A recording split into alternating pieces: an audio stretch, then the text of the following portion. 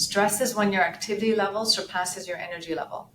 Activity is mental and physical. If you're putting too much pressure here, you're going to have symptoms and the stress level is high. So you have two options: bring down activity, which we can only do so much. We got to work, we got to live, we got to go to school.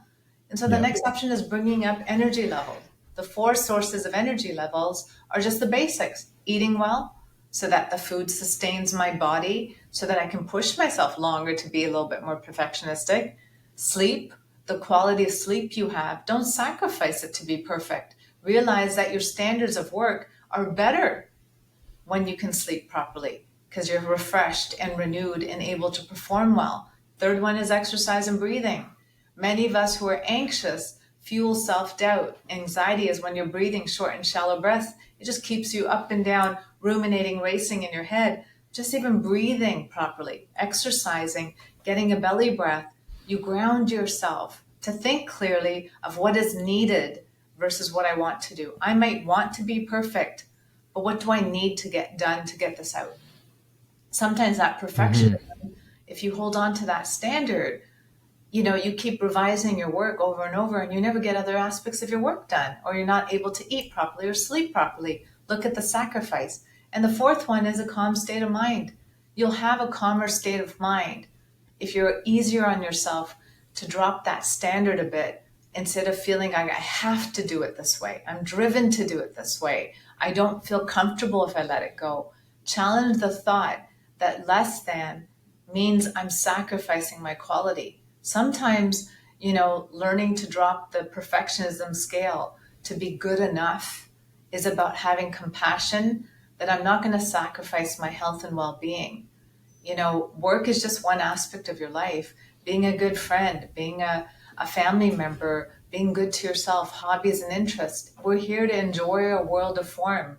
Are you enjoying life? Or are you putting pressure for it to be perfect all the time? And that pressure takes away joy, and joy takes away gratitude. It all kind of leads to a negative cycle.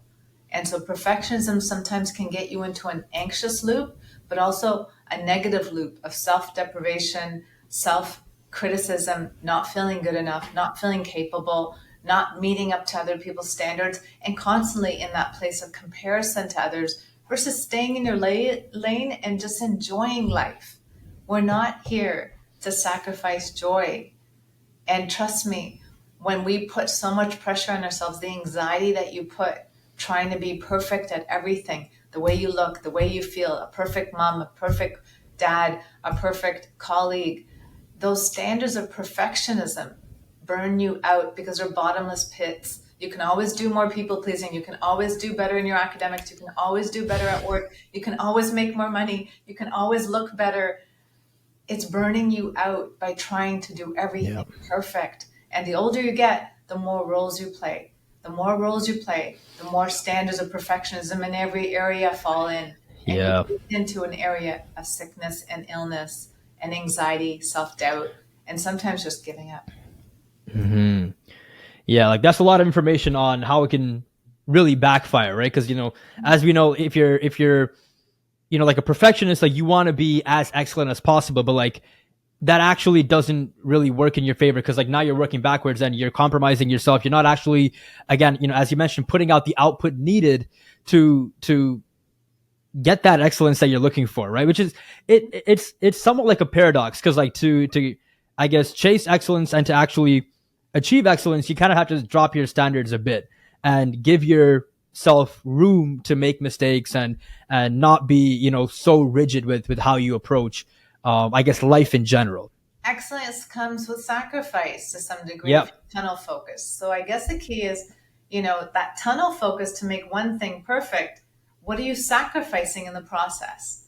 And is the sacrifice worth your health, your sanity, your calm state of mind, your sleep patterns? And so deep down inside, we live in a world where time is money. And so a perfect product sounds great. But you know what? I think I'll take good enough instead of needing to be perfect, because good enough means I slept well, I ate well, I took care of me, I played with my kids, I played with my pet, I was able to enjoy the sunshine. We're missing out on life sometimes with these high standards of perfectionism. We're making it about doing, and we're not human doers, we're human beings. Learning to be doesn't come with a standard of perfect. In fact, I find it Yeah. fascinating. One half of my body is not equal to the other. If you look at your eyes and your body, like one half of my body is not equal to the other. We were made in imperfection so that we Mm. get Yeah. comfortable not being perfect.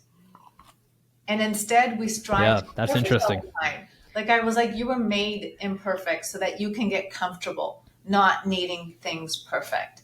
And then all we do is strive to be perfect. And yes, it Yeah. does backfire. You know, you miss deadlines, you put too much focus, hyper focus on one area, the other areas drop. You end up judging yourself more harshly if you don't get something done the way you would like. And you're your worst critic. You could deliver something beautifully, and if you missed one line, you're hard on yourself and you take away the gratitude and pleasure of something working out because you felt you missed out a detail. We're our worst critics, and we need to learn how to be kinder, loving, more compassionate, and sometimes just good job, even if it wasn't perfect. And I Mm. think what we need to realize is challenging the concept of perfection is our job for us to be healthy.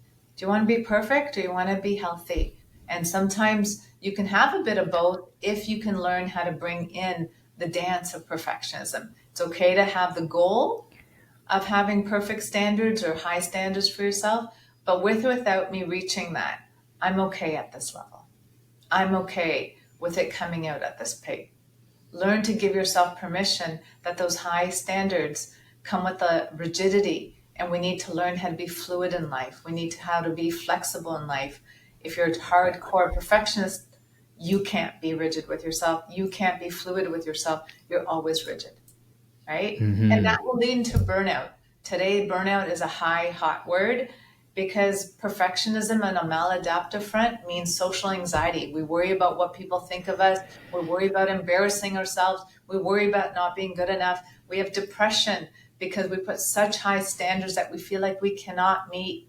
We also have chronic stress in our body and our mind because we're sacrificing food, sleep, exercise, and breathing in a calm state of mind by fretting over things need to be perfect. And sometimes we're Hmm. driving our loved ones mad. You know, a perfectionistic mom might need the house always clean or need work ethics and chores always done. And it might take away from play and joy and fun. I always say a kept home is an unlived life. It doesn't mean my house is messy, but it doesn't have to be perfect all the time. I'm living life fully, and that means there might be dishes in the sink or there might be laundry Hmm. that's piled up. I'm still enjoying life. Learn to have a standard that fits health, wellness, and balance. Compassion and being human is to err. We don't have to be perfect. We have to be real. Hmm. Yeah, that's great. That's great.